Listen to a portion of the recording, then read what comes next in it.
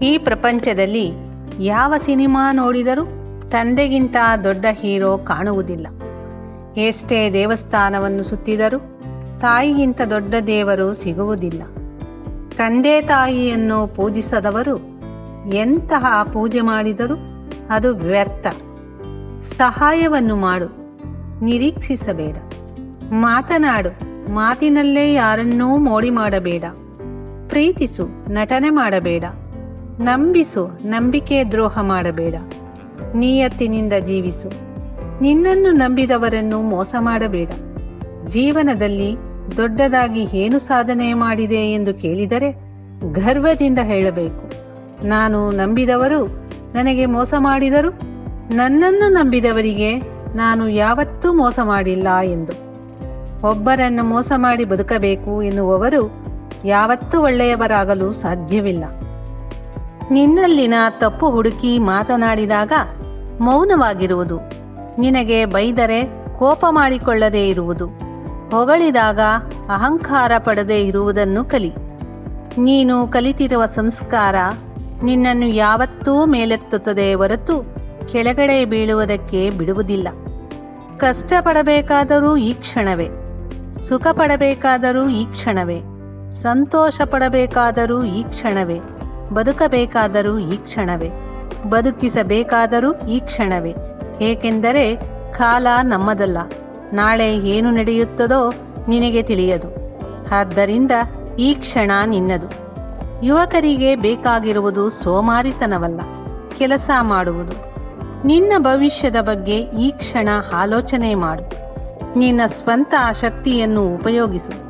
ಮುಖದ ಮೇಲೆ ಹೊಡೆದ ರೀತಿ ಮಾತನಾಡುವವರು ಯಾವತ್ತೂ ಮೋಸ ಮಾಡುವುದಿಲ್ಲ.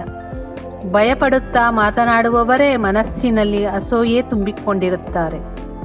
ಸಮಯಕ್ಕೆ ತಕ್ಕಂತೆ ಬದಲಾಗುತ್ತಾರೆ. ಕನ್ನಡಿ ಬಲಹೀನವಾದ ವಸ್ತುವಾದರೂ ನಿಜವನ್ನು ತಿಳಿಸಲು ಯಾವತ್ತೂ ಭಯಪಡುವುದಿಲ್ಲ. ಜೀವನದಲ್ಲಿ ಕೆಲವೊಂದು ಘಟನೆಗಳು ನಡೆಯುವುದು ಒಳ್ಳೆಯದಕ್ಕೇನೋ. ಒಂದಷ್ಟು ನಿಜ ಸ್ವರೂಪ ಮನಸ್ತತ್ವಗಳು ಹೊರಬರುತ್ತವೆ. ಮೊದಲೇ ಗೊತ್ತಾದರೆ ಜೀವನ ಪೂರ್ತಿ ಕಷ್ಟಪಡುವುದು ತಪ್ಪುತ್ತದೆ. ನಿಜವನ್ನು ತಿಳಿಯದೆ ಮೂರ್ಖರ ಬಳಿ, ಮಂಡುವಾದ ಮಾಡುವವರ ಬಳಿ ವಾದ ಮಾಡುವುದರಿಂದ ನಮ್ಮ ಅತ್ಯಮೂಲ್ಯ ಸಮಯ ವ್ಯರ್ಥವಾಗುತ್ತದೆ. ಅಂತಹವರಿಗೆ ಗೆಲುವೇ ಮುಖ್ಯ. ಅಂತಹವರ ಬಳಿ ವಾದ ಮಾಡುವುದನ್ನು ಮೊದಲು ಬಿಡಬೇಕು. ನಿಜವನ್ನು ರೂಪಿಸಿದರೂ ಅರ್ಥ ಮಾಡಿಕೊಳ್ಳುವುದಿಲ್ಲ. ಅಹಂಕಾರ, ಪೊಗರು, ದ್ವೇಷದಿಂದ ಕಣ್ಣು ಮುಚ್ಚಿಕೊಂಡಿರುತ್ತಾರೆ. ಅಂತಹವರ ಬಳಿ ಪ್ರಶಾಂತವಾಗಿರುವುದು ಶಾರೀರಿಕ ಮಾನಸಿಕ ಆರೋಗ್ಯಕ್ಕೆ ಒಳ್ಳೆಯದು. ಬೇರೆಯವರು ಸಂಕಷ್ಟದಲ್ಲಿದ್ದರೂ ಪರವಾಗಿಲ್ಲ, ನಾನು ಮಾತ್ರ ಸಂಕಟ ಪಡುವುದು ಬೇಡ ಎನ್ನುವುದು ಮೂರ್ಖತನ. ನಾನು ಸಂಕಟ ಪಟ್ಟರೂ ಪರವಾಗಿಲ್ಲ, ಬೇರೆಯವರು ಸಂಕಟ ಪಡಬಾರದು ಎನ್ನುವುದು ಒಳ್ಳೆಯತನ. ನಾವು ನಡೆಯುವಾಗ ನಮ್ಮ ಮುಂದಿನ ಕಾಲಿಗೆ ಗರ್ವ ಇರುವುದಿಲ್ಲ, ಹಿಂದೆ ಇರುವ ಕಾಲಿಗೆ ಅವಮಾನ ಇರುವುದಿಲ್ಲ. ಏಕೆಂದರೆ ಎರಡಕ್ಕೂ ಗೊತ್ತು, ಒಂದು ಕ್ಷಣ ಸಾಕು ನನ್ನ ಸ್ಥಾನ ಬದಲಾಗುವುದಕ್ಕೆ ಎಂದು.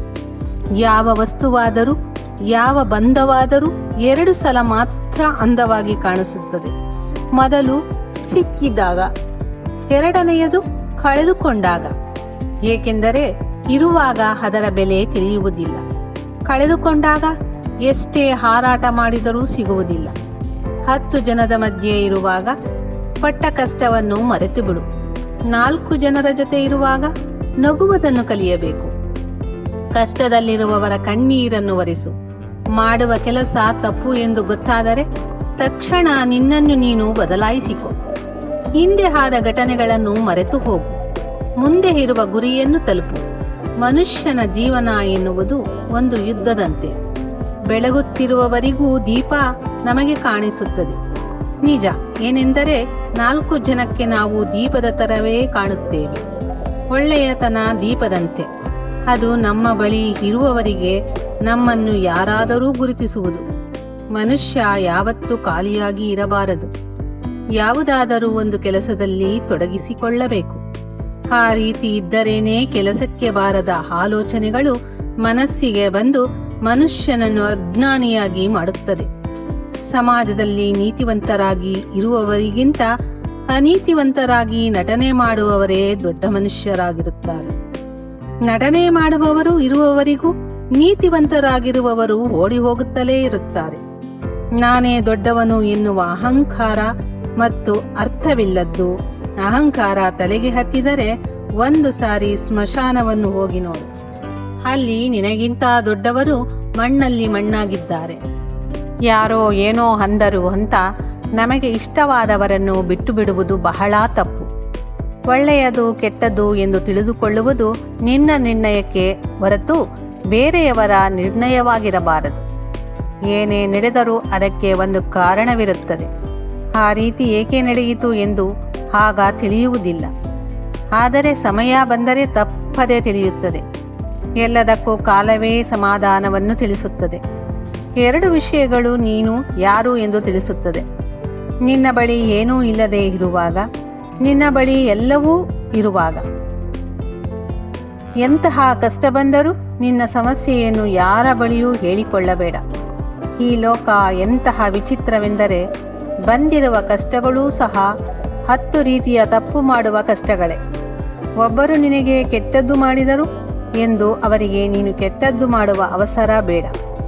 ಅವರೇ ಕೆಟ್ಟು ಹೋಗುತ್ತಾರೆ. ಪ್ರಶಾಂತವಾಗಿರುವ ನೀರಿನಲ್ಲಿ ಕಲ್ಲು ಎಸೆದರೆ ನೀರು ಅಲ್ಲೋಲ ಕಲ್ಲೋಲವಾಗಿ ಕಲ್ಲು ತಳ ಸೇರಿ ಸ್ವಲ್ಪ ಹೊತ್ತಿನ ನಂತರ ನೀರು ಪ್ರಶಾಂತವಾಗಿರುತ್ತದೆ. ಆದರೆ ಕಲ್ಲು ಮಾತ್ರ ನೀರಿನ ತಳದಲ್ಲಿಯೇ ಇದ್ದು ಹೋಗುತ್ತದೆ. ಒಂದು ಬಿಂದಿಗೆ ನೀರು ಹಾಕಿದರೆ ಸಸಿ ಹಣ್ಣು ಕಾಯಿ ಕೊಡುವುದಿಲ್ಲ. ಹಾಗೆಯೇ ನಾವು ಹೆಚ್ಚು ಕಷ್ಟಪಡುತ್ತಿದ್ದೇವೆ ಎಂದರೆ ಕ್ಷಣದಲ್ಲಿ ವಿಜಯ ನಮಗೆ ಸಿಗುವುದಿಲ್ಲ. ಎಲ್ಲದಕ್ಕೂ ಸಮಯ ಬರಬೇಕು, ಸಹನೆ ಇರಬೇಕು. ಹಿಂದೆ ನಡೆದ ತಪ್ಪುಗಳಿಂದ ಪಾಠ ಕಲಿಯಬೇಕು. ನಿರ್ಲಕ್ಷ್ಯದಿಂದ ಮತ್ತೆ ತಪ್ಪು ಮಾಡುವವರು ಜೀವನದಲ್ಲಿ ಯಾವತ್ತೂ ಚೆನ್ನಾಗಿರುವುದಿಲ್ಲ. ಸೋಲನ್ನು ತಡೆದುಕೊಳ್ಳದವರಿಗೆ ಗೆಲುವು ಸಹ ಅವಮಾನವೇ. ಸೋಲನ್ನು ಸ್ವೀಕರಿಸುವುದು ಸಹ ಗೌರವವೇ. ಏಕೆಂದರೆ ಗೆಲುವಿನ ಮೇಲೆ ನಿಲ್ಲುವುದಕ್ಕಿಂತ ಮಾತಿನ ಮೇಲೆ ನಿಲ್ಲುವವರಿಗೆ ಮರ್ಯಾದೆ ಜಾಸ್ತಿ. ನಾವು ಮಾತನಾಡುವ ಪ್ರತಿ ಮಾತಿಗೂ ಒಂದು ಅರ್ಥವಿರಬೇಕು. ಮಾತು ಎನ್ನುವುದು ಸತ್ತಿರುವವರನ್ನಲ್ಲ, ಬದುಕಿರುವವರನ್ನೂ ಸಾಯುವಂತೆ ಮಾಡುವ ಹಾಗೆ ಇರಬಾರದು. ಅಮ್ಮನ ಬಳಿ ಪ್ರೀತಿಯಿಂದ ಮಾತನಾಡಬೇಕು. ತಂದೆಯ ಬಳಿ ಮರ್ಯಾದೆಯಿಂದ ಮಾತನಾಡಬೇಕು. ಸಹೋದರಿಯ ಬಳಿ ಆಪ್ಯಾಯತೆಯಿಂದ ಮಾತನಾಡಬೇಕು. ಅಣ್ಣ ತಮ್ಮಂದಿರ ಬಳಿ ಮಿತಿ ಮೀರದ ಹಾಗೆ ಮಾತನಾಡಬೇಕು. ಚಿಕ್ಕ ಮಕ್ಕಳ ಬಳಿ ಮುದ್ದು ಮಾಡುವ ರೀತಿ ಮಾತನಾಡಬೇಕು. ದೇವರ ಬಳಿ ಮೌನವಾಗಿ ಮಾತನಾಡಬೇಕು. ಸ್ನೇಹಿತರ ಬಳಿ ಮನಸ್ಸು ಬಿಚ್ಚಿ ಮಾತನಾಡಬೇಕು. ನಿನ್ನ ಮಾತು ಒಳ್ಳೆಯದಾದರೆ ಜೀವನವೂ ಸಹ ಚೆನ್ನಾಗಿರುತ್ತದೆ. ಯಾವತ್ತೂ ನಿನ್ನ ಬಗ್ಗೆಯೇ ಆಲೋಚಿಸಬೇಡ. ನಿನ್ನ ಬಳಿ ಇರುವ ವ್ಯಕ್ತಿಯ ಬಗ್ಗೆಯೂ ಆಲೋಚಿಸಿ ಅರ್ಥ ಮಾಡಿಕೊ. ಇಲ್ಲವೆಂದರೆ ಅನುಮಾನ, ಆವೇಶ, ಅಪಾರ್ಥ, ಅನರ್ಥಗಳು ಮಾತ್ರವೇ ಉಳಿಯುತ್ತದೆ, ಬಂಧನವಲ್ಲ. ತೆರೆಯ ನೀರು ಕಾಲ ಬಳಿ ಬರುತ್ತದೆ ಎಂದು ಸಮುದ್ರವನ್ನು ನಿರ್ಲಕ್ಷಿಸುವುದು ಎಷ್ಟು ತಪ್ಪು. ಒಳ್ಳೆಯತನವನ್ನು ಕಮ್ಮಿಯಾಗಿ ಅಂದಾಜಿಸುವುದೂ ಸಹ ದೊಡ್ಡ ತಪ್ಪು. ನಿನಗೆ ಕೋಪ ಬಂದಾಗ ಒಂದು ಕ್ಷಣ ಆ ಕೋಪವನ್ನು ಹದ್ದುಬಸ್ತಿನಲ್ಲಿಟ್ಟರೆ ಬಾಧೆ ಪಡುವ ಪ್ರತಿಕ್ಷಣದಿಂದ ತಪ್ಪಿಸಿಕೊಳ್ಳಬಹುದು. ಯಾವಾಗ ನಾವು ಎದುರುಗಡೆ ಇರುವವರ ಅರ್ಥವಿಲ್ಲದ ಮಾತಿಗೆ ಸ್ಪಂದಿಸುತ್ತೇವೆಯೋ ಆಗ ನಮ್ಮ ಪೂರ್ತಿ ಮನಃಶಾಂತಿಯನ್ನು ಕಳೆದುಕೊಳ್ಳುತ್ತೇವೆ. ಜೀವನದಲ್ಲಿ ಒಂದು ಸಲ ಒಂಟಿಯಾಗಿ ನಡೆಯುವುದು ಕಷ್ಟವೇ. ನಿಜವೇನೆಂದರೆ ಆ ಒಂಟಿತನ ನಿನಗೆ ಜೀವನ ಏನು ಎನ್ನುವುದನ್ನು ಕಲಿಸುತ್ತದೆ. ಮಣ್ಣಿನಲ್ಲಿ ಎಷ್ಟು ಕಲ್ಮಶವಿದ್ದರೂ ಅದರಿಂದ ವಿಗ್ರಹ ಮಾಡಿದರೆ ಅದನ್ನು ಪೂಜೆ ಮಾಡುತ್ತಾರೆ. ಅದು ಮಣ್ಣು ಎಂದು ನೋಡುವುದಿಲ್ಲ, ಇಷ್ಟ ದೇವರು ಎಂದು ನೋಡುತ್ತಾರೆ. ಹಾಗೆಯೇ ಪ್ರತಿ ಮನುಷ್ಯನಲ್ಲಿಯೂ ಒಳ್ಳೆಯದನ್ನು ಮಾತ್ರ ನೋಡು, ಕೆಟ್ಟದ್ದನ್ನಲ್ಲ. ನೀನು ತಲುಪುವ ದಾರಿಯಲ್ಲಿ ಚುಚ್ಚುವ ಕಲ್ಲು ಮುಳ್ಳುಗಳು ಇರುತ್ತವೆ. ವ್ಯಂಗ್ಯವಾಗಿ ಮಾತನಾಡುವ ಬಾಯಿ ಇರುತ್ತದೆ. ಇದ್ದರೆ ಗುರಿ ತಲುಪಲು ಸಾಧ್ಯವಿಲ್ಲ. ನಿರಂತರ ಮುಂದಕ್ಕೆ ಹೋಗು. ಐಶ್ವರ್ಯ ಯಾವತ್ತೂ ಸ್ಥಿರವಲ್ಲ, ಕಷ್ಟ ಯಾವತ್ತೂ ಇರುವುದಿಲ್ಲ. ಕಷ್ಟಪಡುವವರನ್ನು ಯಾವತ್ತಾದರೂ ಗೆಲುವು ಖಚಿತವಾಗಿ ಸಿಕ್ಕೇ ಸಿಗುತ್ತದೆ. ವೀಕ್ಷಕರೇ, ನನ್ನ ವಿಡಿಯೋ ನಿಮ್ಗೆ ಇಷ್ಟವಾಗಿದ್ದರೆ ಶೇರ್ ಮಾಡಿ, ಲೈಕ್ ಮಾಡಿ. ನನ್ನ ಮುಂದಿನ ವಿಡಿಯೋ ನೋಡಲು ದಯವಿಟ್ಟು ನನ್ನ ಚಾನಲ್ಗೆ ಸಬ್ಸ್ಕ್ರೈಬ್ ಆಗಿ. ಮತ್ತೆ ಭೇಟಿಯಾಗೋಣ. ಧನ್ಯವಾದಗಳು.